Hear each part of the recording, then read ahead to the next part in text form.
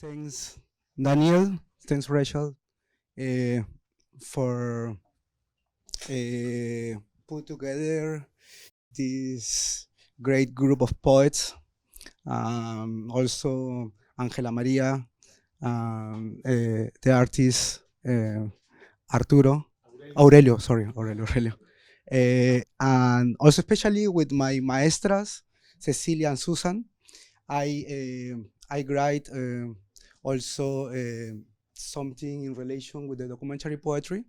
Um, that's where we in the recent conversation, the conversation about this resist against the translation.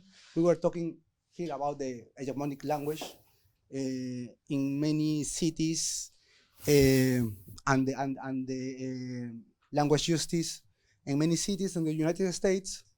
Um, the English is the hegemonic language, even no the majority of the people in that places speak English. I live in Phoenix, Arizona. Almost the half of the population can speak, can listen and communicate in Spanish, but the city is configured in English.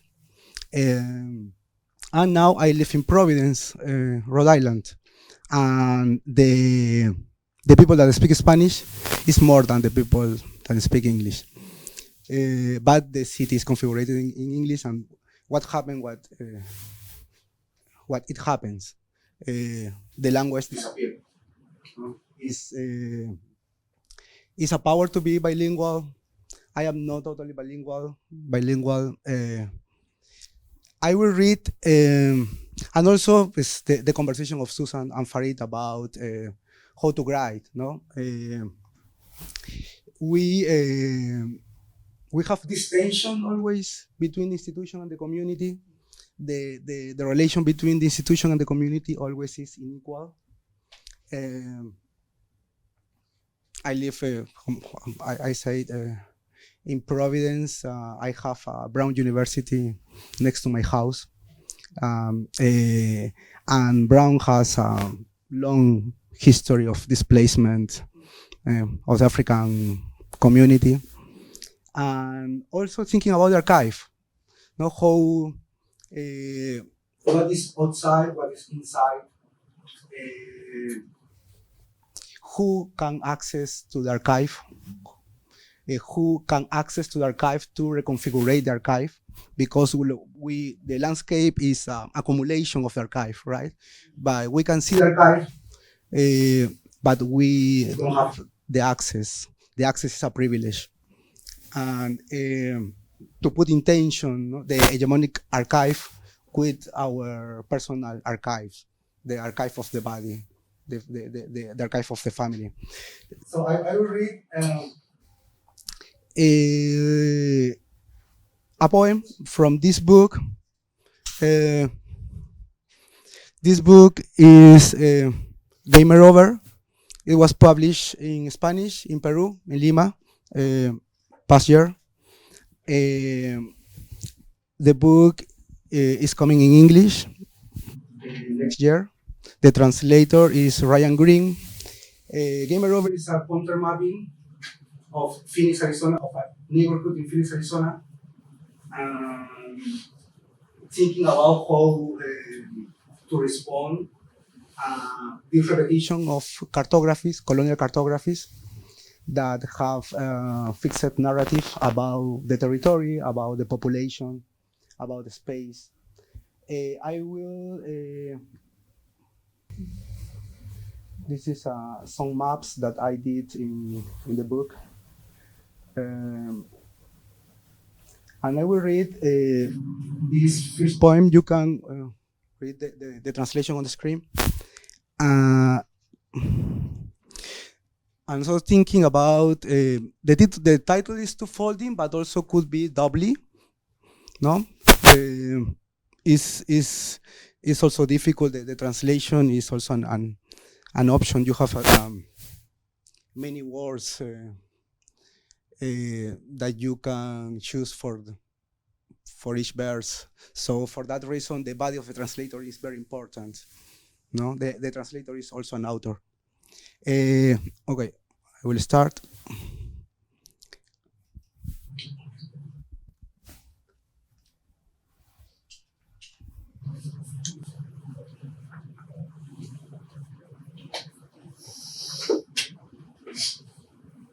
Dobla. Presiona el cuerpo contra el mismo cuerpo y mantén. Luego duplica. Debe haber un llegar. Debe haber un paisaje para llegar sin moverse. Se origina al hacer pliegues. Para moverse entre el punto quieto y el móvil. Porque el nómada nunca abandona los confines de la mente. Llegar es la interrupción de una continuidad. But you look normal. Me examina el hombre en la oscuridad de la bienvenida. El piso es un techo inestable. El piso es un techo inestable, son olas de polvo. Mantengo el equilibrio bajo el peso del doblaje.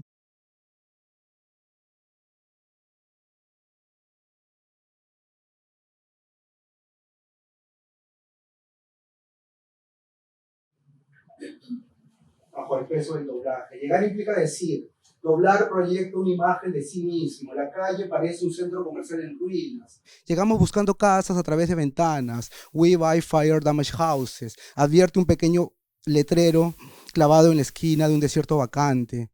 Llegar es aguantar la seguridad, confundir suficiencia con sometimiento. También la oscuridad viaja a la velocidad de la luz, pero su silencio por sí solo no es suficiente. Se dobla para esconder, para mostrar solo las puntas de un pájaro.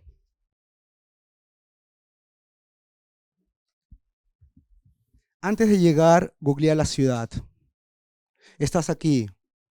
La sangre corre por el banco de datos. Encontrarse, cruzarse de caminos, moverse a través del sistema. Se mueve con el miedo de la presa. El sheriff hizo marchar a 220 inmigrantes con grilletes por las calles hacia la prisión de las carpas, rodeada por una cerca eléctrica. Una superposición cartográfica, una línea roja que traza el curso deslizándose a través de montones de vidrio esmerilado, para demostrar por acumulación. Llegar es ser parte de un paisaje sin ser percibido. Tomé muestras del suelo para mapear mi velocidad. Una serie de acciones que se repiten hasta que se olvidan, se normalizan y permiten que unos cuerpos ocupen espacio restringiendo la movilidad de otros. ¿Qué nos dicen de su memoria sus púas? Los espacios públicos toman forma a través de las acciones habituales de los cuerpos.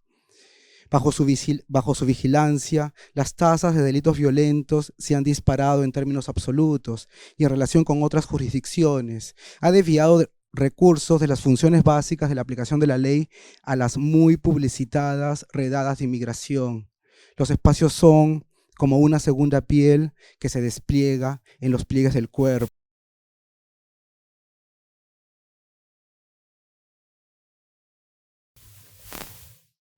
Doblar es hacer copia, aumentar algo haciendo el otro tanto más de lo que era. Se extiende como falsificación, una afectación del cuerpo hacia la dependencia. Traigo mis encuentros pasados cuando llego. El hombre, con todo lo confundido, me dice, here there are real crimes. Pinta esta trama más morena, pero este techo es seguro y su movimiento de empuje es porque esta casa fue antes un albergue temporal. Luz es ese animal visible de lo invisible. Estar en silencio es una máquina que suena. El barrio comenzó a gentrificarse y lo primero que se movió fue lo temporal. Llegué a Phoenix el 21 de febrero del 2015 y mi peso y mi velocidad variaron.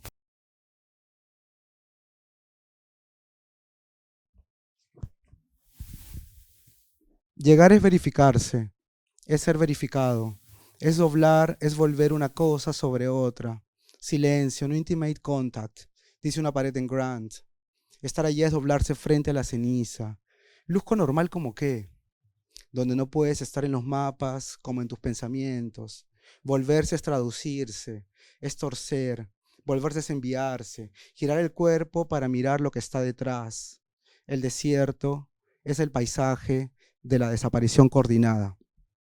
Thank you.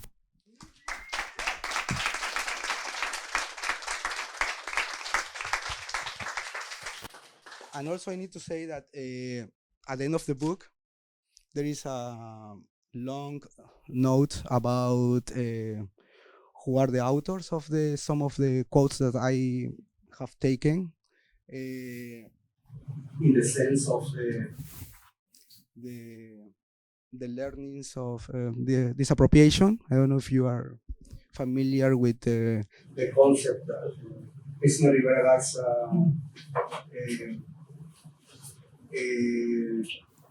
development in her book that it was translated into English past year, Restless Dead. That is a great book. And in English is Los Muertos Indóciles, Necroescrituras, in English, Necrowritings. Thank you.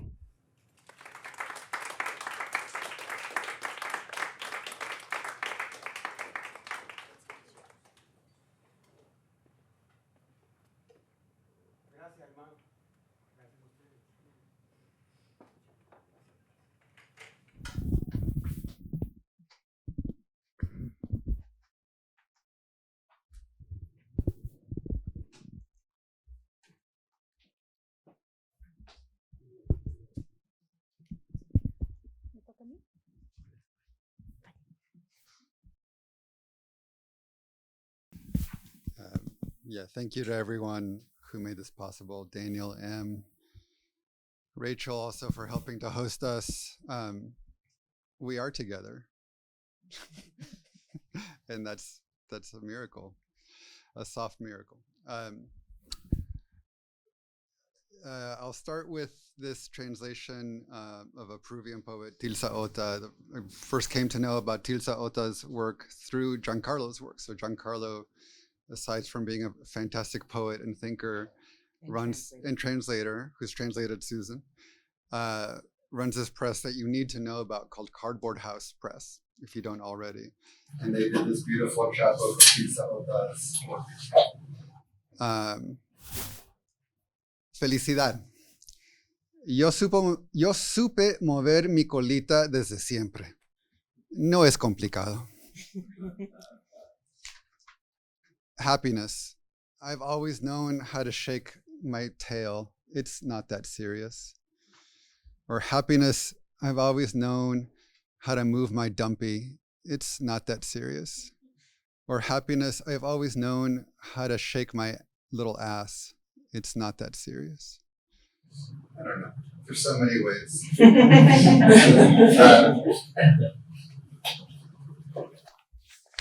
I'll read just a few, like 3 pieces, I think. Thinking about softness, some of the softer pieces. From this book that's forthcoming. The book is Moon Mirrored Indivisible. Since this is thinking about the literature of the Americas, I'll read this note from the back. Throughout the book, I mean America, or American, as in the School of the Americas that trained torturers in the 80s. As in South American elites who used their Ivy League educations to privatize national economies during the 90s.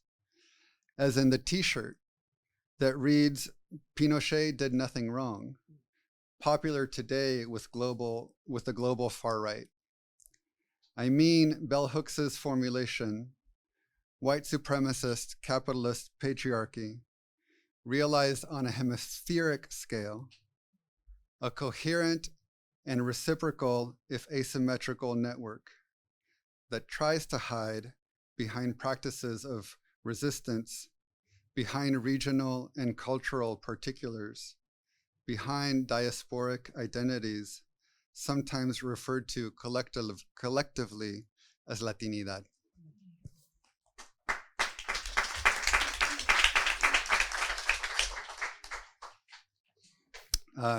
There's a little poem called Glistering. The word mask in here is M-A-S-C, as in masculine. Young, clairvoyant body inside me, I'm sorry I'm loud, this long, this poorly around you. The mask worship slide is steep and never stops. I aged trying to be at both ends. I dreamt my transparency, that you coated my throat in Clorox from within. A real friend knows to stay well enough away. A cover song of love seen through to revolutionary intent. My imitation of my poem is my poem. The evil in us, the actual absence of it.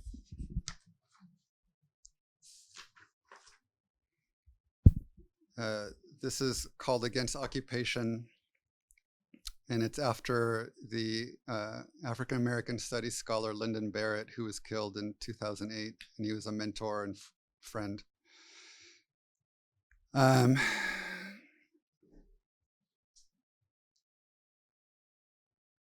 think that's all you need to know.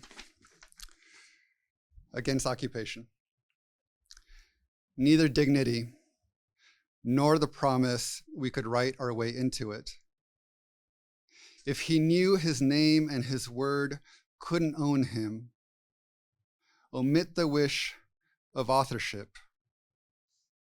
It went so quick, the book, he wrote, the night his copies arrived, as he flung it at the wall away from us.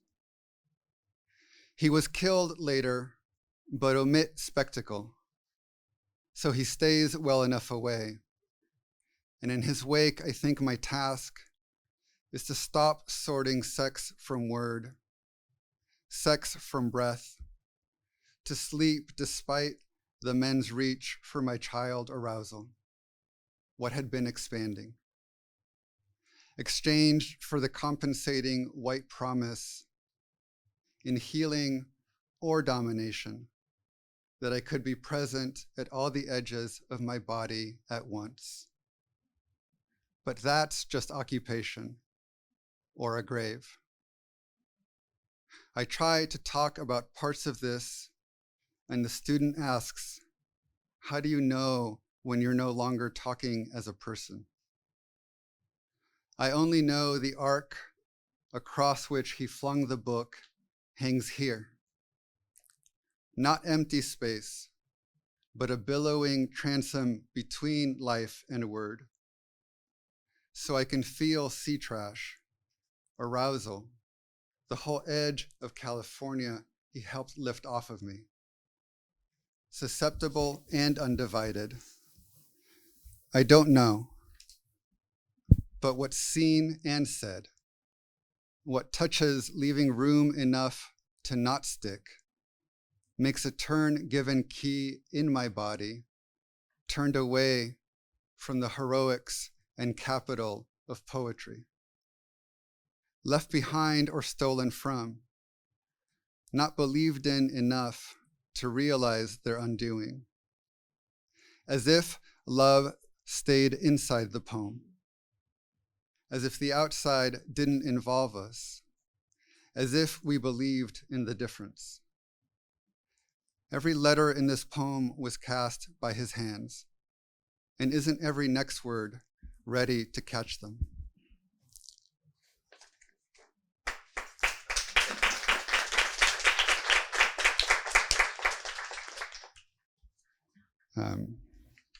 Sorry.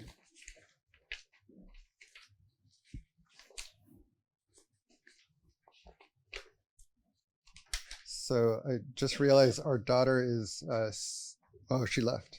She dipped. She's 13. I hope we know where she is. She berates us. Oh, I'm going to the restroom. And lets us know that the best parts of our books are the things that she says. So, and she wants royalties. This is called The Game.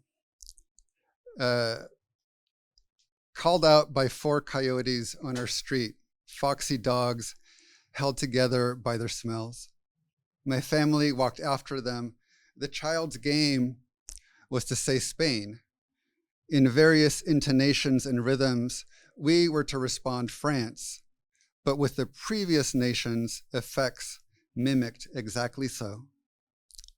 Assigned unoriginal countries, disturbing 2 hawks into flight as we went, our space given into their wake.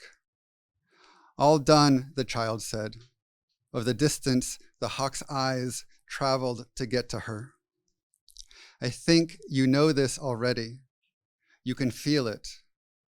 And if again, the words are a distant memory, if you are the distance, if distance is the force holding words together, if they're free to stay near, if near is more of what there is, if distant rides away on near's back, waving goodbye and welcome, is that how we're a people? Coming closer? I'll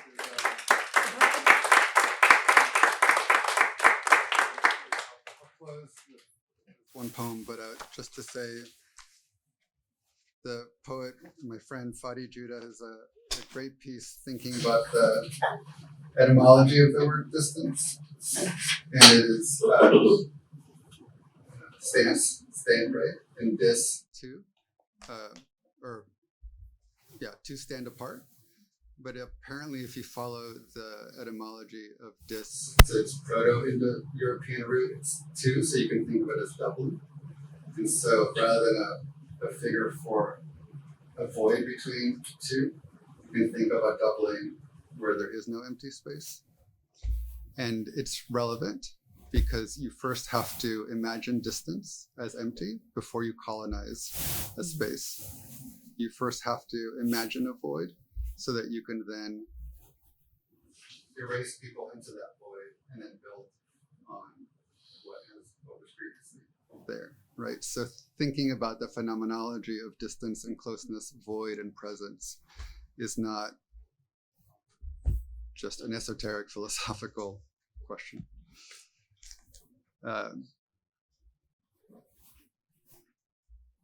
So anyway, I'll stop with this. Crease. Both the actual horse on fire and its event out of these words. Folded back through love, trying not to be with, but of. Like Jeannie, the artist, and the photo paper she fucked. They crimp into petals around the trace of a touch. If I could only concentrate on sex and artifice like that, to crease the outside's infinite regress when I'm dying, actual dying will be a fold about a flower fallen. I know everyone wanted their stupid church high on a hill, but my favorite things, happy things I thought drifting down into sleep, and all the faces that afflict. Laid low, I could be the paper they ravish or remember, and the end of their script.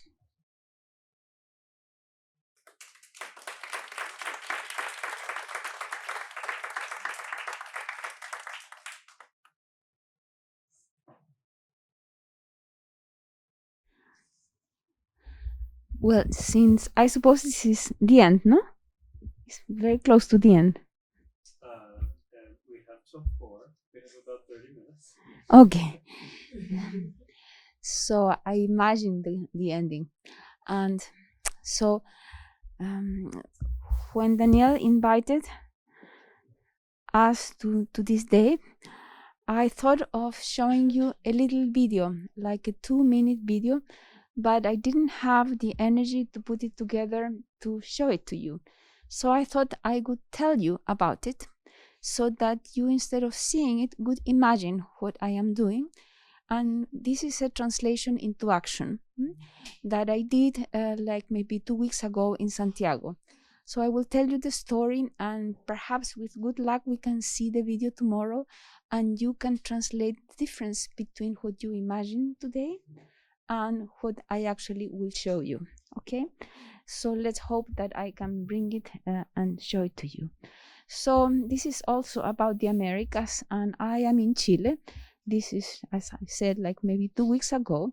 And suddenly a friend tells me, Cecilia, there is this disaster going on, which is that the second city of Chile, which is Valparaiso, and the entire region is about to lose its water because an American mining company is going to enter into the Parque Andino Juncal, where the glaciers that feed this entire region are currently protected by a private park. The law of Chile says that even if you own a piece of land, you only own the surface, because everything under the surface belongs to the state, and the state is free to sell it to anyone. Therefore, the entire country of Chile is becoming a mine owned mostly by either national corporations or foreign corporations. So we don't have the right to preserve our water at all. And so she says, what can we do about this? And she gave me 3 days to think and organize. And so I knew what I needed to do. I knew I needed to create a quipu like I do, creating living quipus. And we set in motion, between a group of, I would say, perhaps 5 to 10 people, a mobilization to invite people to come to the glacier. And in no time, this happened. So let's say if this is Wednesday, by Sunday, we were all going up the glacier. And we did. And so once we were up there at the foot of the glacier, the method that I use in these kinds of occasions, when there are more or less 53 people showed up, and everybody knows that we're going to do an action for the glacier, but nobody knows what kind of action. Because principally I, who am calling the people, I don't know. And so I stayed in the state. Look what I said. I stayed in the state. Very good thing. I stay in the state of not knowing, so that this is my methodology. Methodology is difficult, Latin and Greek in English. Okay, methodology. Okay, and so I am there. There's a parking lot. There are a few cars, kids, and everybody's very excited like that, ready to do the action. And the action is not spoken, not described, nothing. And perhaps you may wonder why I do that, but I will not tell you, because I want you to imagine what is it that I'm doing. But I will just say one thing. I am getting empty, completely empty, because it's the only way I can hear what is happening. And by hearing, I don't mean hearing a sound. I mean hearing what is the speech of all these places, these majestic glaciers, this incredible air, and the fact that this is threatened to extinction now.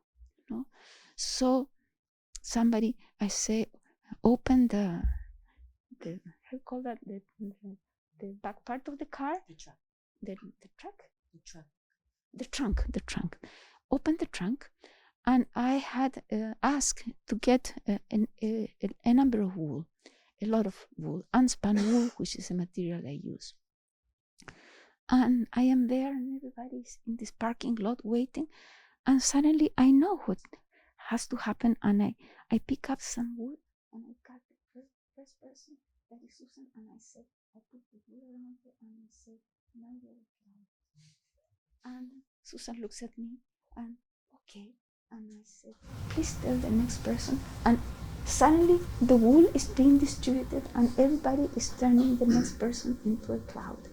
And so suddenly the action is already taking place, and is not being set forth by anything other than this this movement that is happening that way. In no time, we're going down into one of the streams that is coming from the glaciers, and we are caressing the stream. And the same thing, I ask the first person next to me, please caress the stream, caress the stream, caress the stream, caress the stream. And there is a stream of people caressing the stream of water. And there is the wool caressed, and in between the hand and the water. So then you have like a weaving of these 3 things.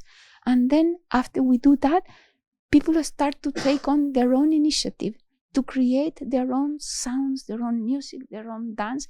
And suddenly there is this great snake of people moving towards the other stream, because this is a sacred place, not only because of the presence of the glaciers, but because two rivers meet.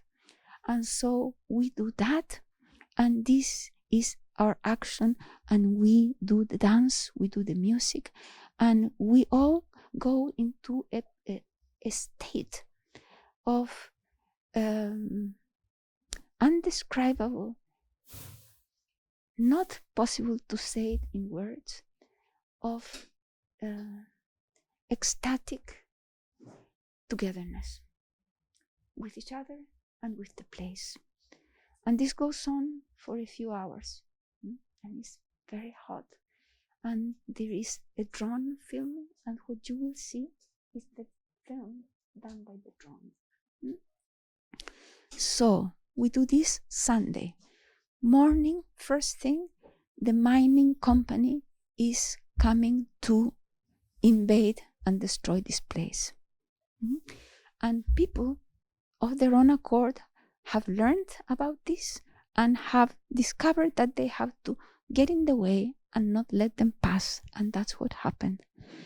In under a week, these actions, spontaneously created by a number of people, had achieved a statement from the government that the glaciers will be protected. This, to me, is the first time I hear of a translation into action that is done by itself. Done by itself and by the will of a number of people who are feeling in common the total love and need to preserve the water for a few million people. So that is my translation.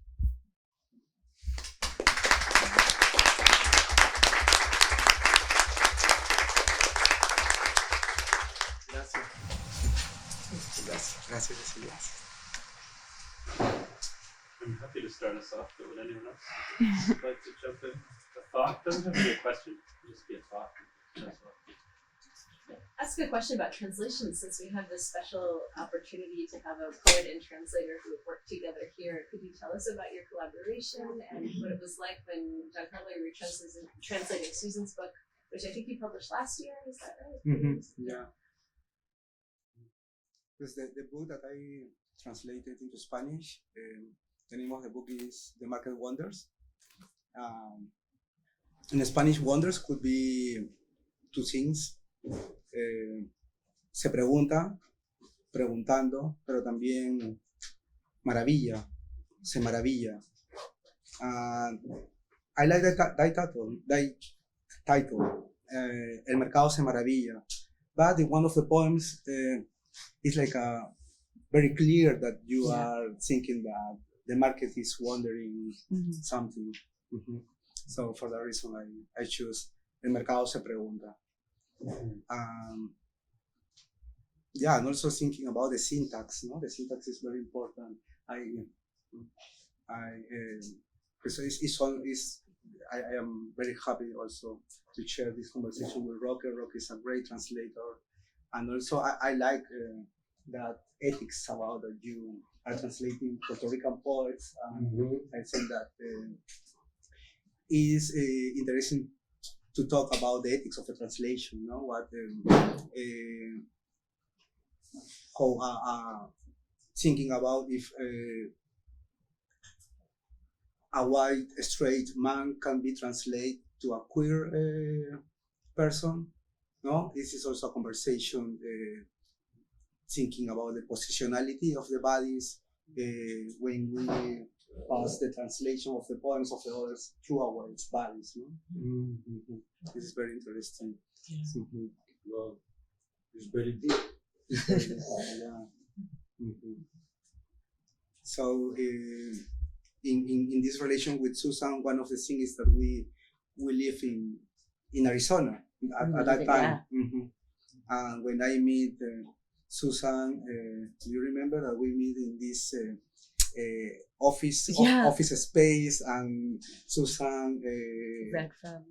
reading about the market in Yeah. this office space, and it was a kind of performance. No, we were talking for a while, and Susan then told me, they asked me, where are you from? No, I am from Lima, Peru. No, oh yeah, my partner is also from Lima. No, so that is also a connection, a familiar connection. Yeah. Mhm. Yeah, and yeah, how I asked you some things, no, Yeah. and you told me, oh, the first, please, the priority is the poetry, no, it's not Yeah. the meaning, The no, the literal. rhythm of the tone, no, of the, but there are different kind of process in the translation. Every everybody can come to process the words of others in different ways. Mhm. What do you think about I think what I would like for the world and what the world ends up happening are so different. I would like there to be 50 translations of Yeah. Humanidad, you know. Yeah. And I hope that does that, right? That it opens a door and someone's like, I want to translate La Querencia, or I want to, you know. And I think that as translators we want that, right? Like an abundance of translation, not a scarcity of it, you know. And I also think it's really hard because at the end of the day, we are in such a simultaneously invisible and powerful position as translators, right? Whether or not we want to be visible, it's not how it actually often happens, right? Even if we have our names on the thing, it's still often like our role is seen as one of equivalencies, and it's far more complicated almost always. And so I think it's really hard to have power from invisibility. In astrology, I'd say it's a very Scorpio profession. Right? It's a very like power bottom kind of field. It's a very like, but you know, and that's powerful. It's dangerous, and it's a responsibility we have as translators, I think. And I don't think everyone takes that responsibility as seriously. And I think that there are some very strange moves in US translation that stress me out always historically. But I also see a lot of projects that are changing that and questioning that. And I think the role of the translator is very, very, very important. And I think that does not give translators the right to come and translate without consulting in some way, or, you know, kind of step by step checking. I'm just sort of living at this point on translation, but yeah, I have a lot of thoughts about that, but it's a conversation, right? Yeah, because there was this problematic situation with the translation of song, no, of by Norwest Phillips. Yeah. Mhm. Yeah, the That was Italian translation. The Italian translation, yeah. Which wasn't yeah. off I think the story that's being referenced is it wasn't authorized, was it? No, it wasn't. So that the translation rights had been acquired through the press, but never consulting the author. Yeah, and I mean, like when you're talking about power too, I think it's and about translation, especially through I just keep thinking about the market of U.S. literary publishing, right? Like that's where the what gets translated, what gets privileged, it all becomes sort of filtered through capitalism, which I think also creates that idea that too many translations is like distracting or something, right? Like there's a desire for the definitive as opposed to the idea of multiplicity being important. I also think historically there's not a lot of acknowledgement of translators working in the global south, right? Yeah. Like living and existing in the global south, because it's US poetic like a lot of things in U.S. translation, like a lot of things tends to navel gaze. Yeah. Or like look interior towards itself. And interior, what is that in an empire? Right. You know, it's not Yeah, it's a existent. mirror, It doesn't- yeah. Yeah. So yeah, but I Jasnaya Aguilar talks about Spanish and the role that Spanish has in Mexico, right, is sort of like eclipsing other languages and the prioritizing of that. So I think it happens in different forms. Obviously, the U.S. is a machinery that works on its own, but I think they're good questions for translators, and I think that some translators should ask them more. Mm-hmm. Yeah, and also this is also a why, why other less language representation is in United States needs to entry and space like this through translation, and and also to the market, I think that also the problem in this translation of Norbert Phillips was that in the whole process, no Black person participate in the translation and also in the publishing. When the book is also about the body of the poet, and also she works with I don't know if you know that book Song. Mm-hmm.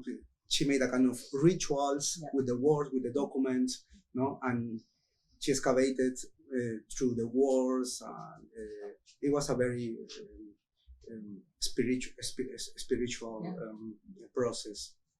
So how understand this in a translation when this also a book, an experimental book, with words, it was kind of visions. Mm-hmm. So can I shift gears a little bit? You had said with the performance that you constructed that you wanted to stay in a state of not knowing, and that's something that I think a lot about as an art making process. That it often feels like once you sort of understand the thing, it's much harder to do. But I wonder. I have lots of thoughts and questions, but maybe one, if you could talk a little more about not knowing, but also like in terms of your various genres and approaches to when you are when I think one of the things that the students were wondering last week was like, do you set out to do a performance? Do you set out to write a poem? Do you set out to make paintings? Like your various types of work are so interconnected, and so I think I'm wondering both about the not knowing, but then also about how you think about all these different genres as either separate or connected or mixed up in your process. Okay. So I think what is happening to us as artists is very much like a fractal mirror of what is happening to us as humanity. And for example, because we don't really have a language to deal with what is happening, we know that everything is burning, we know that water is disappearing, we know that we are perhaps going to be witnesses to a terrible catastrophe that is not going to happen in 200 years from now, but it's going to probably happen in our lifetimes. I know that a lot of people in the world are feeling that. So when I say I need to be in a state of not knowing, I am trying to acknowledge the deep reality in which we are. And I think the art that we have to do now has to be from that place. But the word knowing and not knowing are misnomers, because the process of knowing and the process of not knowing is not a process. It is like a huge thing with all kinds of states and all kinds of things going on, So in the case, for example, of the description that I was saying, I am perhaps, instead of saying a state of not knowing, would it have been more accurate to tell you I tried to tune in to what is the place itself wanting, desiring, feeling? What does the air up in the mountains feel? How can we sort of be in that space without being the human controlling, deciding, speaking, doing, but being in that softness that you are speaking, quoting so beautifully? And so what if the only image that comes to me in terms of being closer to accurate is emptiness? But for example, I have had conversations with Tibetan Buddhists, monks, and Cecilia, what do you mean by emptiness? Coming from a Tibetan monk, And so I say, full of life. That is right. There is a Tibetan text. Yeah. Okay, so all these words, what are they? They are symbols, they are metaphors, they are approximations, or they are spaces of possibility, spaces of total potentiality, So now, with the other part of the question is that how do I know that if I'm going to do a performance or if that, I don't ever have that question. I don't think that way. I am in the state of being nothing or not thinking. So suddenly, tap, an image appears, and the image knows what it wants. So the tuning is a sort of, I remember I had a friend that made fun of me and said, you are obeying something. Yes, and I am obeying. What am I obeying? Like a smell, a fragrance, a feeling, something that knows.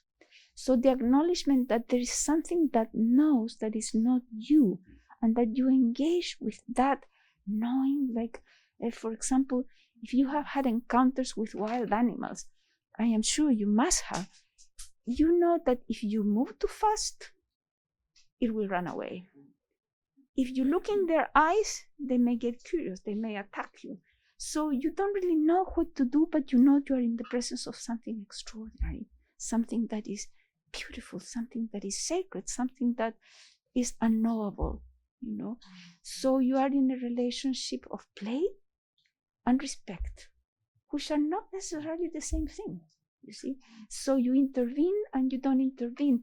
So this, I think, is the eroticism of art. Something that is so appealing and so delightful that once you tasted it, you are hooked for life, you see.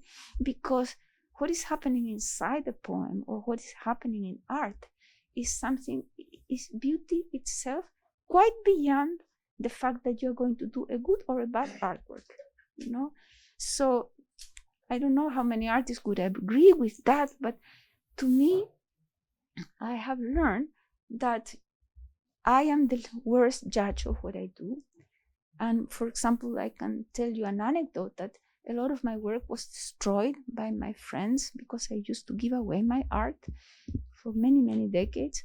And most of my friends and family, they destroyed the works that I gave them. And there's a question, why did they destroy it? And a moment came when I realized that this was the case, so I began destroying it too, you see. So what are the logics or the reasons for that? You may think is colonialism, is because she's a woman, she has worthlessly, all kinds of things that are certainly true. But there is something else going on. And that something else that is going on is what keeps us going. Because we are uncertain about it. And we feel that we may know, but we're not sure. And so that not being sure is closer now, we're back in the beginning of the circle of not knowing. So it's a sort of certainty that comes from attuning to being in that state where you are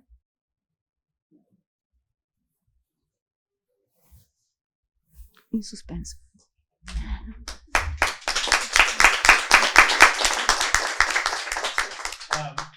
it is 4 o'clock, and apparently some other group is waiting to get into this room. So I'm afraid that we have to end there.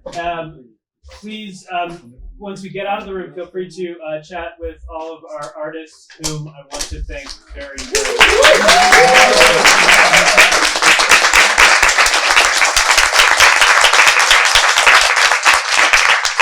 And for those of you who have not, who don't know about it, come tomorrow to the Institute of the Humanities in the Behavioral Sciences building at 11 o'clock.